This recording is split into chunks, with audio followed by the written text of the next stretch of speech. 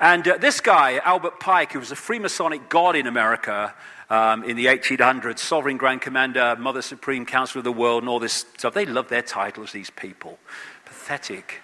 And he wrote this. This was in a book for Freemasons. Fictions are necessary to the people, and the truth becomes deadly to those who are not strong enough to contemplate it in all its brilliance.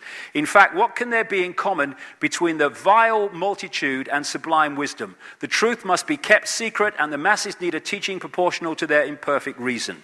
That's what they do, is hoard the advanced knowledge and give us a fake version of reality. And Brzezinski talks about this area. He's been talking about this area for a long time. He calls it Eurasia. And he says that to control the world, in effect, in simple terms, you need to control Eurasia, this area of land that includes key places like Afghanistan, Iran, the places around the Caspian Sea, this great area of oil and gas reserves like Georgia, where they've been having problems recently, Pakistan, and all this area, which so much of the world is now focusing on, is this area of the world going up into Russia. And Brzezinski seems to have a morbid genetic hatred of Russia for some reason, and that's what we're seeing. Because there are plans to use Israel and use the Jewish people in Israel to manifest a massive conflict which will lead to a third world war, which is what these guys are after. And Rahm Emanuel is the man who pulls the strings of Barack Obama, along with this guy, another Zionist, called David Axelrod. He was the guy that ran the whole of, masterminded the whole of the election campaign, both against Hillary Clinton and against John McCain. And it's Axelrod that is responsible for the words that appear on the teleprompter screens that Barack Obama reads. And he reads them so robot-like in terms of not having a thought in his head, that last week, maybe 10 days ago, he thanked himself for inviting everybody to a reception because someone else's speech was on the teleprompter instead of his by mistake. It was the Irish Prime Minister was there on St. Patrick's Day. There, people are starting to call him the teleprompter president. It's so bloody obvious. That's why he never looks ahead. It's right, left, because that's where the screens are. Hello, Barack, over here. Sorry, I'm reading. And this is why you're getting the policy of Obama saying Palestinian refugees belong to their own state and do not have a literal right to return to Israel. He's talking about the people who fled, 800,000 of them, at the time of the bombing Israel into existence in 1948, and have never allowed to come back to their own land. People forget about this. White phosphorus, pepper bombing, the most crowded piece of land on the planet, the Gaza Strip. We don't target civilians, we just bomb where they live. Unbelievable. We're just protecting ourselves. No, it's a slaughter. And now I'm hearing, there's a lot of anti-Israeli sentiment. Do you know something? I have a way around that. Stop slaughtering innocent people from the sky, okay? End of story. And it'll go away. And this is important. This is important for what's planned to come. We now have a situation in Israel where the extreme of the extreme has taken the reins of power. Benjamin Netanyahu, he's talked about, these are his words summarized, he wants a violent reoccupation of Gaza to liquidate its elected government. And he pledges to thwart the Iranian threat once and for all. He's now got this guy, Lieberman, as his foreign minister, and this man's so far right, he topples over, right? And he's got Barak as the defense minister in this new government, and he was defense minister that oversaw the pepper bombing of the Gaza Strip.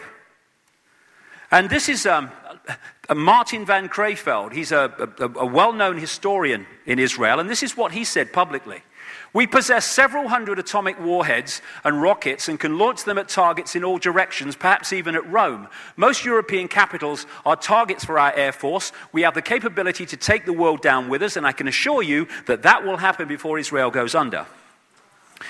They have a policy of not saying if they've got nuclear weapons or they haven't. They just don't talk about it. And a guy called Mordecai Vanunu, a wonderful Israeli man, went to jail for, I think it was 18 years, for exposing the fact publicly that they did have nuclear weapons. And now we've got this thing, oh, Iran's going to have nuclear weapons. What? The idea, and we're seeing it almost complete now, from the start was to drive out the Palestinian people, not be at one with them, not share power with them, not share the land with them. The green bits are Palestinian land over the period of time up to the year 2000, and it's gone on since then. As illegal settlements are put in Palestinian land, and one of the people that lives in an illegal settlement is Lieberman. As an Australian newspaper said this week, he must be the only foreign minister in the world who doesn't actually live within the borders of his own country.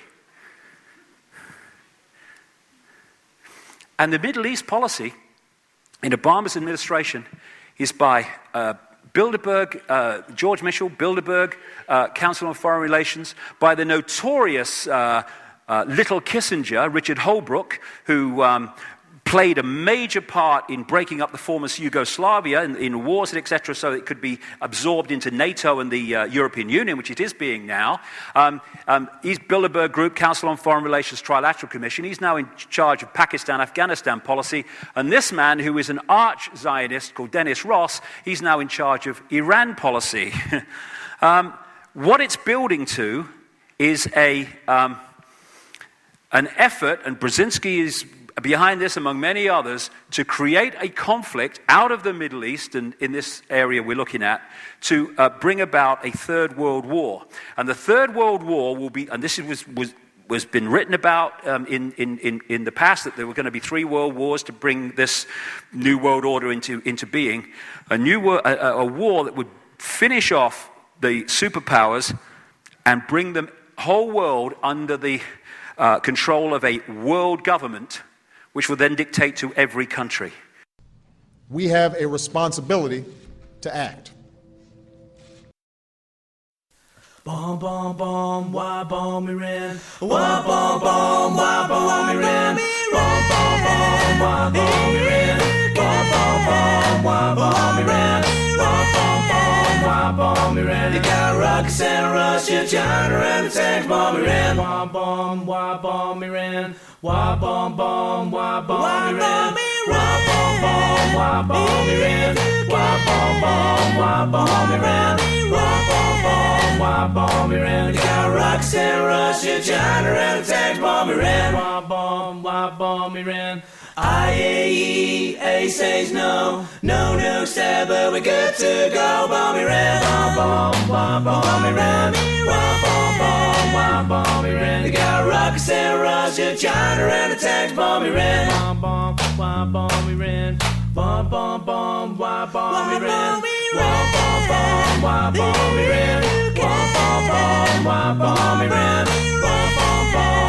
bomb Iran. They got rockets and Russia, China, and the tanks bomb Iran. Why bomb Iran? Netanyahu says it's all for you. Bomb Iran, bomb Iran, bomb Iran. They got rockets and Russia, China, and the tanks bomb Iran. Bomb Iran. World War III. Albert Pike says it's meant to be. Bomb Iran, bomb Iran, bomb Iran. They got rockets and Russia, China, and the tanks bomb Iran. Bomb Iran. They got rockets and Russia, China, and the tanks bomb Iran. Bomb Iran.